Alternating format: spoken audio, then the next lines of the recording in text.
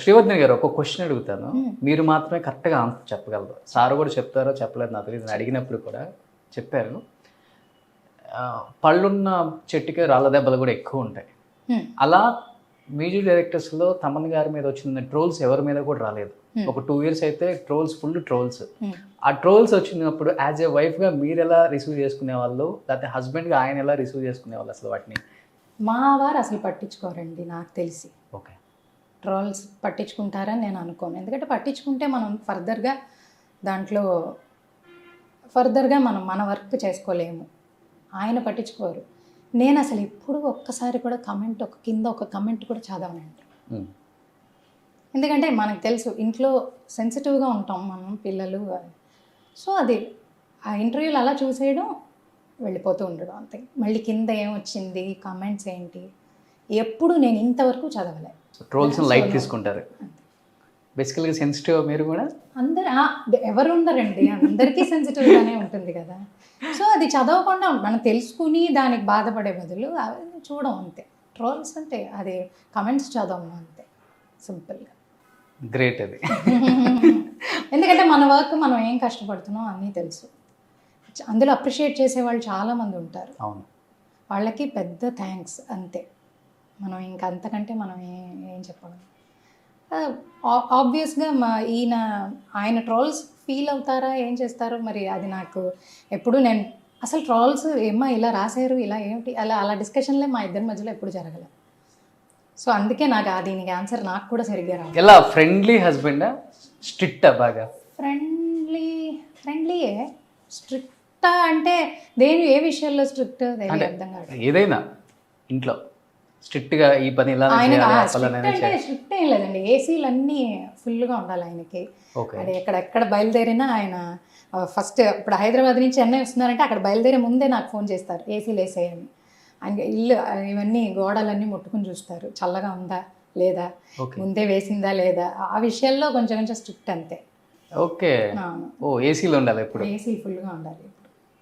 ఏంటి రీజన్ ఉందా మేడం అది? మేబీ ఆయన వర్క్ ఎక్కువ, ఆయన అదే కదా చెప్తున్నారు. ఆయనకి ఆ వర్క్ ఎక్కువ కాబట్టి ఎక్కువ హియరింగ్ సౌండ్ ఎక్కువ వింటుంటారు కదా.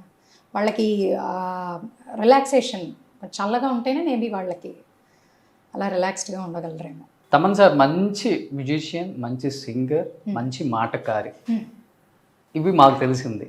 ఇవి కాకుండా ఇంకేదన్నా ఎక్స్ట్రా ఏమైనా ఉందా యాడ్ ఆన్ సార్కి? తెలియంది అందరికి, ఆడియన్స్కి తెలియంది ఏం లేదు సార్, అంతే. మంచి మ్యూజిషియన్, మంచి సింగర్ అని చెప్పేశారు. మంచి మాటగారి కూడా అంతే, ఏం లేదు పెద్ద. ట్రిప్స్ గిప్స్ అసలు ఇంకేం ఉండదు? ఏముండదు. బయట ట్రిప్స్ వెళ్ళటం కానీ బాబుతో వెళ్తాం. ఆయనకి ఎప్పుడు టైం ఉంటుందో he'll make sure that he'll spend some time with my son and with me. ఎప్పుడు 1 day అంతా మేము దుబాయ్ 1 day వచ్చేసిన రోజులు ఉన్నాయి. ఓకే. 1 day అంతే. ఆయనకి టైం ఉందంటే ఫస్ట్ నైట్ బయలుదేరి ఎక్కామంటే సెకండ్ నైట్ లోపు మళ్ళీ రీచ్ అయిపోతాం. బట్ హీల్ మేక్ ష్యూర్ ఆ 1 day he wants to spend time with. ఇంట్లో అందరు సింగర్సే, మీరు, Yamini and Thaman sir mother, వాళ్ళ పెద్దమ్మ గారు అందరూ. ఎలా ఉంటాయి పాటలలో డిస్కషన్? అసలు మీ అందరూ అదే బెస్ట్ పార్ట్ అండి. అసలు పాటలు డిస్కషన్ ఉండవు. ప్రొఫెషనల్గా లేకపోతే ప్రొఫెషనల్ కాదు, మేబీ ఏదైనా టీవీలో పాత పాటలు ఏమైనా వస్తున్నాయంటే ఆవిడ ఎంత బాగా పాడారు, ఈవిడెంత, మేబీ అంతవరకే డిస్కషన్స్ ఉంటాయి. ఇప్పుడు ఏంటి పాడుతున్నారు, ఇప్పుడు ఎవరు పాడుతున్నారు, నువ్వెందుకు పాడలేదు, నేనెందుకు పాడలేదు, ఈ ప్రొఫెషనల్ డిస్కషన్స్ అసలు పెట్టుకో. ఇప్పుడు శ్రీవర్ధని గారికి వచ్చే సాంగ్స్ అన్నీ ఒక మంచి సింగర్ అవన్నీ పక్కన పెడితే, మ్యూజిక్ డైరెక్టర్ తమన్ గారి వైఫ్ కదా, మనం ఇద్దామని అనుకుని ఇస్తారా ఎక్కువ? తమిళ్లో కానీ తెలుగులో కానీ, లేకపోతే మీ టాలెంట్ని చూసి ఎక్కువ ఇస్తారా మేడం? ఆబ్వియస్గా టాలెంట్. మేబీ ఒకసారి ఏమన్నా మీరు చెప్పినట్టు మా నాన్న మ్యూజిక్ డైరెక్టర్, మా నాన్న మ్యూజిషియన్, దానివల్ల నేను ఎంటర్ అవ్వగలిగాను స్టూడియోలో. ఒక రెడ్ కార్పెట్ వేసిన్నారు. ఒక రెడ్ కార్పెట్ కూడా చెప్పరు, మనం ఎంటర్ అవ్వగలిగాం. ఇలాగా మా అమ్మాయి పాడుతుంది అంటే ఎంటర్ అవ్వగలిగాం అంతే. ఆ తర్వాత టాలెంట్ నాకుంటేనే నేను పాడగలను. మళ్ళీ నన్ను పిలవాలి ఇంకొకసారి అంటే నేను అక్కడ ప్రూవ్ చేసుకోవాలి. డెఫినెట్గా ప్రూవ్ చేసుకోవాలి. ఊరికే వాళ్ళ అమ్మాయి వీళ్ళ ఆవిడ అని ఎవ్వరు ఒక్కసారి కూడా పిలవరు. డెఫినెట్గా పిలవరు.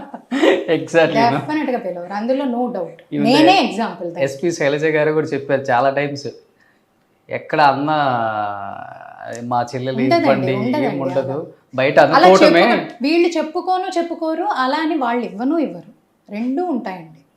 అసలు అది దాన్ని ఏంటంటారు, మన టాలెంటే ఎక్కడైనా.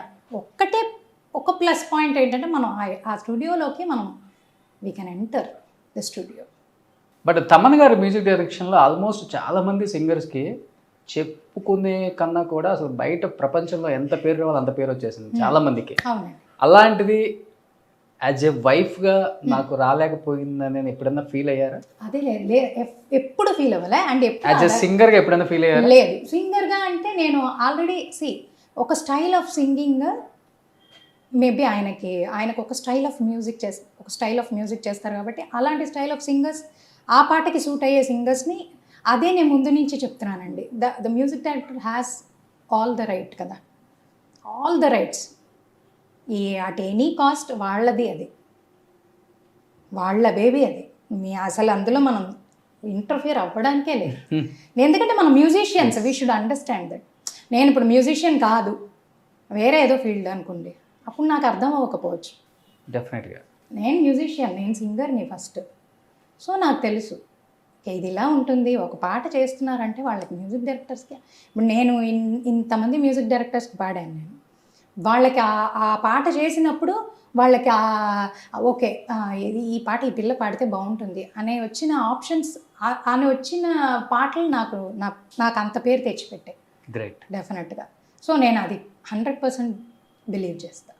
సార్ మ్యూజిక్ డైరెక్షన్లో మీకు బాగా నచ్చిన సాంగ్? సామజవర్గం ఈ మధ్య కాలంలో చాలా ఇష్టం. సామజవర్గం చాలా ఇష్టం. అంటే నేను సిద్ గారు పాడినప్పుడు ఉన్నాను రికార్డింగ్ సెషన్, అప్పుడే తెలుసు ఇది ఇట్స్ గోయింగ్ టు బ్లాస్ట్ నిజంగా. డెఫినెట్గా. మేడం మీరు చెప్పారు మీ కెరీర్లో నాకు చెప్పుకోదగ్గ సాంగ్స్ ఎవరైనా ఇచ్చారు అంటే మణిశర్మ గారు. డెఫినెట్గా. విద్యాసాగర్ గారు తమిళ్లో, తెలుగులో మణిశర్మ గారు, కీరవాణి గారు ఇద్దరు. మంచి సాంగ్ మణిశర్మ గారు ఇచ్చిన సాంగ్స్లో మీకు బాగా నచ్చిన సాంగ్?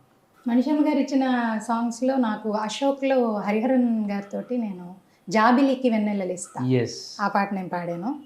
ఆ తర్వాత తీన్మార్లో శ్రీగంగ నీలాంటి మనసియ్యవే, ఆ సాంగ్స్.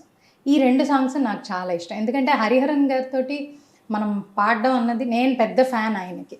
హరిహరన్ గారి గజల్స్ వినే మేము ఫుల్ అదే మ్యూజిక్, మాకు తెలిసిన మ్యూజిక్. సో ఆయనతో ఒక పాట పాడాను. యాక్చువల్గా ఆ పాట పాడిన తర్వాత ఇంకోళ్ళు ఎవరో పాడతారు అని చెప్తే మణి గారు లేదు నాకు వర్ధిని పాడిందే నచ్చింది, అది రిటైన్ చేయాలి.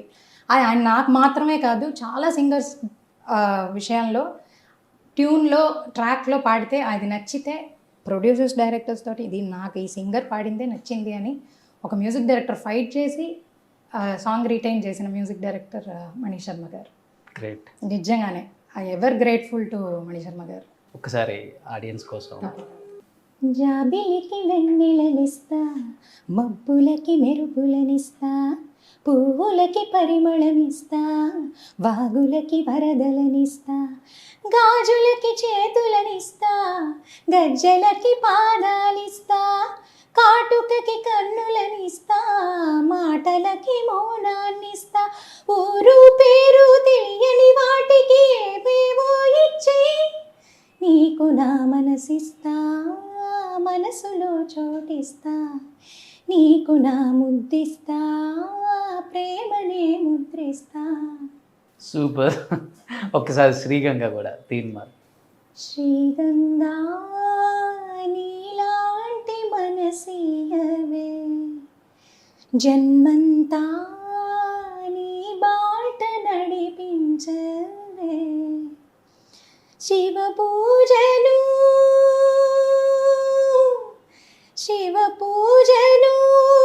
కరుణించవే, ప్రియ సేవలో తరించి వరమీయవే, కాశీవాస సాంబ శివ కాశీ తండ్రి మహదేవ. సుమన్ టీవీలో మీ పర్సనల్ అండ్ బిజినెస్ ప్రమోషన్స్ కోసం కింది నెంబర్కి కాంటాక్ట్ చేయండి.